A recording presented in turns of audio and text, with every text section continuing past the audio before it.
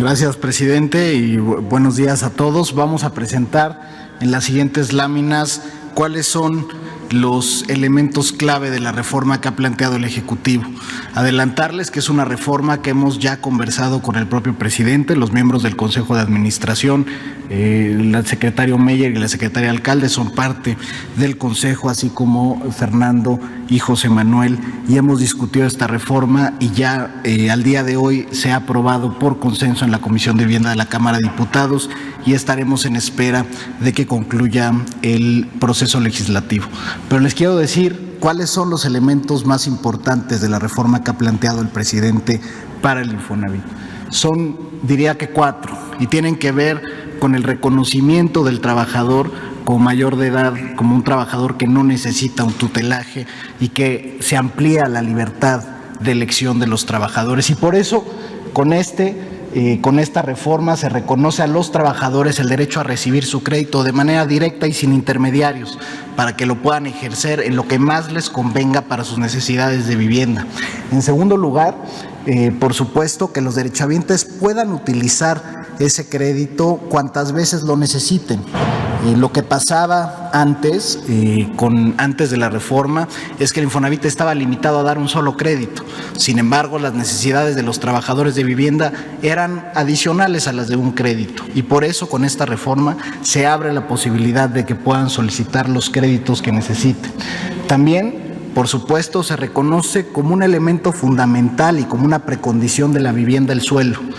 Y el suelo ahora se puede adquirir también a través del crédito Infonavit para que el trabajador pueda planear su proyecto de vivienda, su forma de vida, cómo le quiere dar bienestar a su familia desde la adquisición del terreno y después que pueda ir construyendo su vivienda de manera progresiva. De alguna manera esta reforma reconoce lo que hoy sucede, que es que la vivienda social es un ente vivo y que va caminando con el tiempo y conformándose con las necesidades, los ingresos, adecuándose a la cultura de la gente. Y eso es algo fundamental que reconoce esta reforma. Y finalmente, también permite el refinanciamiento de los créditos que ha otorgado el Instituto, pero también que el Instituto y los trabajadores puedan refinanciarse créditos que han sacado con instituciones bancarias. Estos elementos que plantea la reforma han sido reconocidos por los sectores patronal y obrero como elementos fundamentales para ampliar y expandir las posibilidades del trabajador de usar su ahorro. Y para eso, y es algo que hemos comentado con el presidente, ahora se plantea una reforma de la ley y a veces no se sabe ni siquiera cómo funciona y qué es el Infonavit.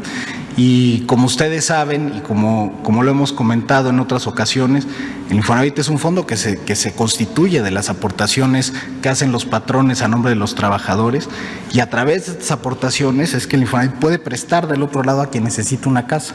Y los pagos que hacen estos trabajadores sirven para que este ahorro se mantenga de manera vital y con rendimientos. Entonces es un fondo solidario de los trabajadores que se constituye con estas aportaciones patronales y que ahora van a poder usar en distintas modalidades para que puedan ampliar sus posibilidades de tener una mejor vivienda en las mejores condiciones, adecuadas a sus necesidades y a su cultura.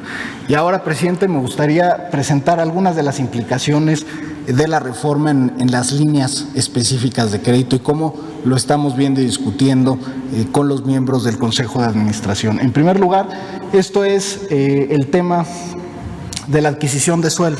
Y aquí lo que hicimos fue preguntarles a los trabajadores cuántos estarían dispuestos hoy a sacar un crédito para suelo y 320,000 trabajadores nos decían que ellos estaban interesados en adquirir este tipo de créditos. Y esto es importante porque hoy el Infonavit no los da y sin embargo existe esta necesidad y por eso estos son implicaciones en el corto plazo.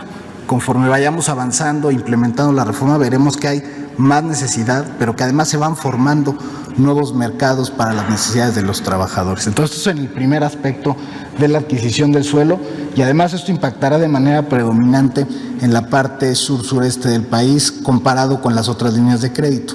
Y la razón es sencilla. Imagínense el caso de Oaxaca. El caso de Oaxaca, por ejemplo, más del 80% es propiedad de ejidal o comunal. Ahí difícilmente los trabajadores van a encontrar extensiones de terreno donde se puedan desarrollar estas viviendas en serie, ¿no? Como se hacía en el modelo anterior de vivienda. Sin embargo, sí pueden adquirir suelo ejidal, comunal, que haya adquirido derecho pleno, y eso lo pueden hacer a través de su crédito Infonavit. Y de hecho ya iniciamos con ese proyecto ahora de manera programática, y ahora con la reforma sube a nivel ley y se queda de manera permanente. Y eso es parte de los cambios que ha pedido el presidente para que se queden en la transformación del país. En la que sigue está el tema de autoconstrucción, remodelación y reparación de vivienda.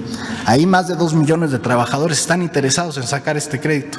Hoy ya estamos dando los créditos de mejora que los anunciamos en su ampliación en mayo de este año aquí mismo en este foro, y que estamos dando 125,000 pesos a los trabajadores de forma directa.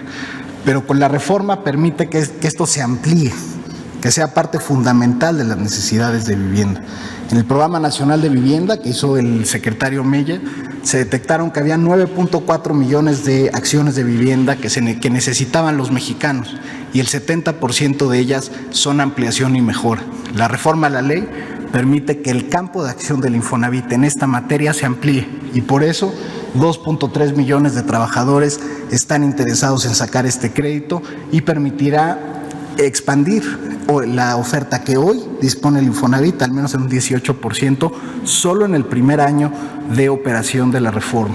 En tercer lugar, el refinanciamiento de créditos del Infonavit y de otras instituciones. Lo que hicimos fue detectar cuáles son los créditos que están en condiciones, por ejemplo, de tasa variable o de condiciones que no convienen hoy al trabajador en un escenario donde las finanzas públicas te llevan hacia las tasas fijas o hacia menores tasas de interés, y hemos detectado que al menos podríamos hacer 35,000 acciones de refinanciamiento en el primer año de la operación de la reforma. En el que sigue, los créditos subsecuentes, ahí también se dan hoy los créditos subsecuentes, pero coparticipados con la banca, que es la condición que ponía antes de la reforma la ley del Infonavit. Ahora lo vamos a poder hacer nosotros, y creemos que al menos en los primeros momentos de implementación de la reforma se podría expandir en 34% los créditos subsecuentes que los dé ya el propio instituto, de los ahorros que el propio trabajador tenga constituidos a su nombre dentro del fondo.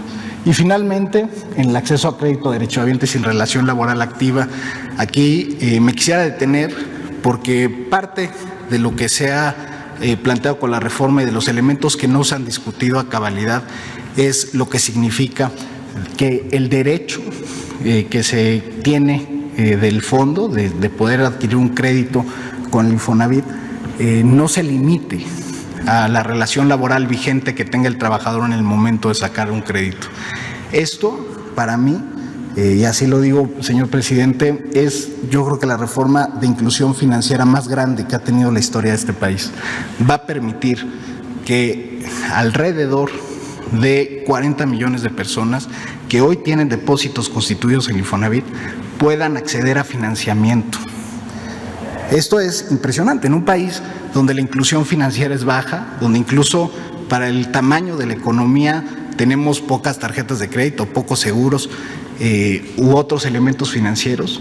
Poder tener acceso al crédito gracias a esta reforma es verdaderamente una revolución del financiamiento. Y nosotros creemos que en los primeros momentos de la reforma se pueden dar 10,000 créditos, y a partir de las reglas de operación que establezca el Consejo de Administración se podrá expandir hacia que los trabajadores que han constituido depósitos, que tienen depósitos constituidos en el Infonavit y tienen un saldo positivo, puedan acceder a métodos de financiamiento. Es, sin duda, uno de los elementos más revolucionarios de la reforma, que es el acceso a financiamiento e inclusión financiera para el país y para millones de trabajadores y familias que van a poder encontrar en el Infonavit un aliado para satisfacer sus necesidades y el bienestar de su familia. Esto es lo que queríamos compartir con ustedes. Muchas gracias, presidente, y en nombre de los trabajadores le agradecemos que tenga esta visión de inclusión financiera y sobre todo de que los trabajadores puedan tener acceso de manera libre, de manera directa, de manera consciente a mejores formas de financiamiento. Muchas gracias.